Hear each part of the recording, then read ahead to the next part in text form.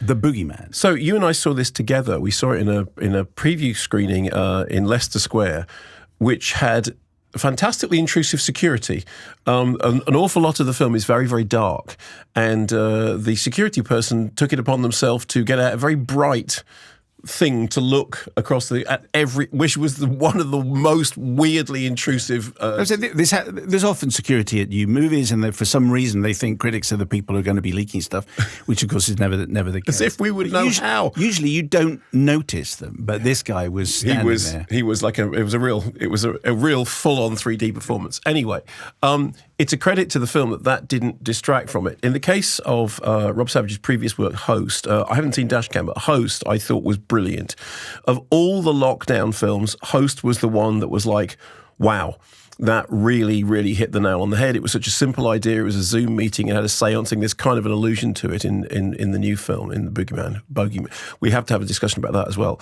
But it was a really brilliant exercise in you can't show anything because there's very little to show, and what visual effects there are in Host are all mechanical, and they're so well done. So as you said in that interview, this has its roots in a Stephen King story from the angry Stephen King period, although of course this is, as Rob Savage said, this is kind of a sequel to that story. And the story is that Sophie Thatcher is Sadie, who is still in shock from her mother's death. Vivian Lyra Blair is Sawyer, her younger sister, who is beset by dreams of monsters in a very kind of Guillermo del Toro way. I remember Guillermo saying that when he was young, he used to dream that there were monsters in his closet and under his bed, and he had to make friends with them in order for his life to carry on. And then Chris Messina? Chris Messina, yeah. Is the widowed father, who is also a therapist, and into whose office comes the young man, well, not the young, comes the man who says, I have been chased by demons, this terrible thing has happened to my family, and then apparently seems to somehow pass on the curse. So this is a kind of fairly well-worked horror story. There have been a couple of films in recent years. I mean, one of them was Antlers. There's another one more recently, the name of which escapes me, about somebody confronting the kind of apparition of a childhood monster that for the most part you don't see the monster because the monster is really symbolic. You know, what is the Boogeyman? Let's do this now. Boogeyman or Bogeyman. In the UK, we would say Bogeyman. I wouldn't. I mean, I never use the word anyway, but I would say Boogeyman, I think. And Boogeyman is definitely an Americanization. You said that, in fact, they both come from Middle English. The word is B-U-G-G-E, meaning a frightening spectre, and also scarecrow, and it's where we get bugbear from. Which is fascinating. Yeah. I always think Boogeyman is Casey and the Sunshine Band. I'm the Boogeyman. I'm the Boogeyman. I was thinking of it as an American. The whole thing I think of as more of an Fungus American the Bogeyman. You must have read Fungus the Bogeyman. Don't think so, but I'm aware of it. Okay, fine. So anyway, Boogeyman is just sort of, you know, the amorphous personification of dark thoughts, dreams, monsters under the bed. It's a very, very generic title. And weirdly enough, that very generic title tells you something that's generic about the story. It's a story about grief, about, you know, death, about a family coming to terms with this. Somehow that grief is manifesting itself in a monstrous form. So there are echoes of Poltergeist. There are echoes of Stranger Things. You obviously drew upon the connection to Quiet Place. The question is it done well? And I think that when you consider how generic the story is, and it is very generic, I think that what Rob Savage does is to get the very most out of that generic setup. So for a good part of the film, an awful lot of the film it's to do with the creaks and shadows of the mind. It's to do with what you don't see. It's to do with people in darkened houses. I know one of the arguments is turn the lights on. Always. But I think the evocation of the darkness, it reminded me somewhat of Nope, in which there's an awful lot of stuff which is done in, you know, nighttime, and it's kind of all the colours of the dark, which is obviously a phrase I love.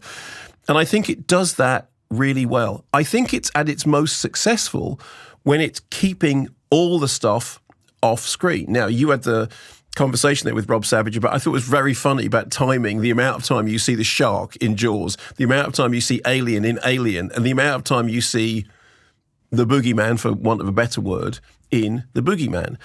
And although there is a pleasure to be had in creature effects, I mean, I've always been a big fan of Stan Winston and Pumpkinhead, and of course that connects to Aliens and everything. The point at which Boogeyman is at its most effective is when it's not showing you the monster. What it's doing is frightening you with the possibility that there is something monstrous there. And I actually think that sense of mood, that sense of tension, locks this right back into what was great about Host. Because the Host, there was just, and I started watching Host thinking, oh, another lockdown movie. You know, I've already seen Unfriended, which I like, but this isn't going to get anywhere near to that. And then, of course, it did. Host really, really creeped me out. This didn't frighten me in the same way that Host did. Didn't frighten me either, actually. But I enjoyed it because what I thought was, if you're going to do stuff lurking in the shadows, if you're going to do the very poltergeist, there's a scene in Poltergeist which is really famous now when the boy looks under one side of the bed and then under the other side of the bed.